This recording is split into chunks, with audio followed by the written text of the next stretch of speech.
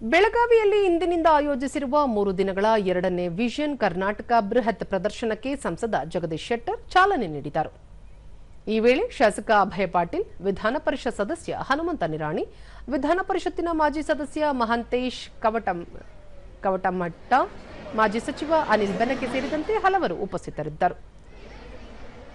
ಈ ವೇಳೆ ಕೇಂದ್ರ ರಾಜ್ಯ ಸರ್ಕಾರದ ವಿವಿಧ ಇಲಾಖೆಗಳು, ಸಾರ್ವಜನಿಕ ವಲಯದ ಪ್ರಮುಖ ಸಂಸ್ಥೆಗಳು ಹಾಗೂ ಶೈಕ್ಷಣಿಕ ಮತ್ತು ಹಣಕಾಸು ಸಂಸ್ಥೆಗಳ ಪ್ರತಿನಿಧಿಗಳೊಂದಿಗೆ ನೇರವಾಗಿ ಸಂವಹನ ನಡೆಸಲು ನಾಗರಿಕರಿಗೆ ಈ ಪ್ರದರ್ಶನದಲ್ಲಿ ಅನನ್ಯ ಅವಕಾಶ ಕಲ್ಪಿಸಲಾಗಿದೆ.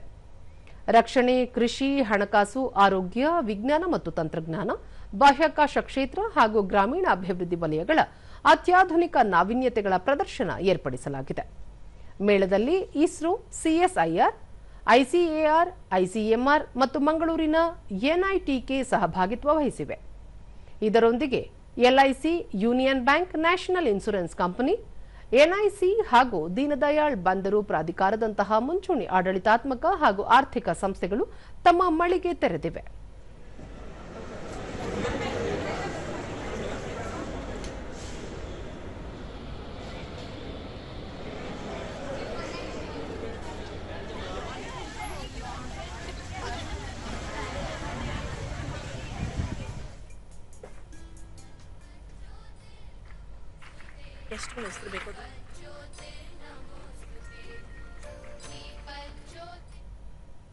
ಬಳಿಕ ಜಗದೀಶ್ ಶೆಟ್ಟರ್, ಕೇಂದ್ರ ಹಾಗೂ ರಾಜ್ಯ ಸರ್ಕಾರದ ಇಲಾಖೆಗಳ ಜಂಟಿ ಸಹಯೋಗದಲ್ಲಿ ಮೂಡಿಬಂದಿರುವ ಈ ಪ್ರದರ್ಶನ ಪ್ರತಿಯೊಂದು ಕ್ಷೇತ್ರದ ಉಪಯುಕ್ತ ಮಾಹಿತಿ ಮತ್ತು ಜ್ಞಾನದ ಕಣಜವಾಗಿದೆ.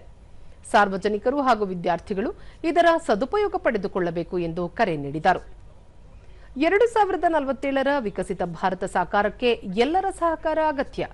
ಪ್ರಧಾನಿ ನರೇಂದ್ರ ಮೋದಿ ಅಧಿಕಾರ ವಹಿಸಿಕೊಂಡ ನಂತರ ದೇಶದ ಆರ್ಥಿಕ ಪರಿಸ್ಥಿತಿ ಗಣನೀಯವಾಗಿ ಸುಧಾರಿಸಿದೆ ಎಂದು ಹೇಳಿದರು. ಎಲ್ಲರೂ ದಯವಿಟ್ಟು ಬರಬೇಕು. 3 ದಿವಸ ಕಾಲ ಇದರ ಪ್ರಯೋಜನವನ್ನ ನಮ್ಮ ಬೆಳಗಾವಿ ತೆಗೆದುಕೊಳ್ಳಬೇಕು ಅನ್ನುವಂಥ ವಿನಂತಿ ಮಾಡಿ, ಬೆಳಿಗ್ಗೆ 10ರಿಂದ 5:30 ಇರ್ತದೆ, ಸಾಯಂಕಾಲವರೆಗೆ ಇಡೀ 3 ದಿವಸ ಒಳ್ಳೆ ಕಾರ್ಯಕ್ರಮ ಆಗ್ತದೆ. ಎಲ್ಲರೂ ದಯವಿಟ್ಟು ಇದರಲ್ಲಿ ಪಾರ್ಟಿಸಿಪೇಟ್ ಮಾಡಿ ಮತ್ತು ಇದರ ಸಕ್ಸಸ್ ಮಾಡಿದ್ರೆ ಇನ್ನೂ ಬರುವಂಥ ದಿವಸಗಳಲ್ಲಿ ಇನ್ನೂ ಹೆಚ್ಚು ನಾವು ಸರ್ಕಾರದಿಂದ ಪ್ರಯೋಜನ ಪಡ್ಕೊಳ್ಳಿಕ್ಕೆ ಸಾಧ್ಯತೆ ಅನ್ನುವಂಥ ಮಾತು. ಹನುಮಂತ ನಿರಾಣಿ, ಪ್ರಧಾನಿ ನರೇಂದ್ರ ಮೋದಿ ಅವರ ವಿಕಸಿತ ಭಾರತ ಸಂಕಲ್ಪದ ಸಾಕಾರ ರೂಪವಾಗಿ ಕರ್ನಾಟಕ ವಿಷನ್ ಪ್ರದರ್ಶನ ಆಯೋಜನೆಗೊಂಡಿದೆ ಎಂದು ತಿಳಿಸಿದರು. ಇಂಡಿಯಾ ಆಗಿರಬಹುದು, ಮೇಕ್ ಇನ್ ಇಂಡಿಯಾ ಆಗಿರಬಹುದು, ಸ್ಟಾರ್ಟ್ಅಪ್ ಇಂಡಿಯಾ ಇರಬಹುದು, ಪ್ರತಿಯೊಂದು ಯೋಜನೆಗಳನ್ನು ಕೂಡ ನಾವು ಎಲ್ಲರ ಗಮನಕ್ಕೆ ತರ್ತಕ್ಕಂಥ ಕೆಲಸ ಇಂಥ ವಿಷನ್ ಮುಖಾಂತರ ಆಗ್ತದ. ಅದರಿಂದ ಈ ಭಾಗದ ಅಭಿವೃದ್ಧಿ ಕೂಡ ಆಗ್ತದ, ಬಹಳಷ್ಟು ಜನರಿಗೂ ಕೂಡ ವೈಯಕ್ತಿಕ ಇದರಿಂದ ಲಾಭ ಆಗ್ತದ.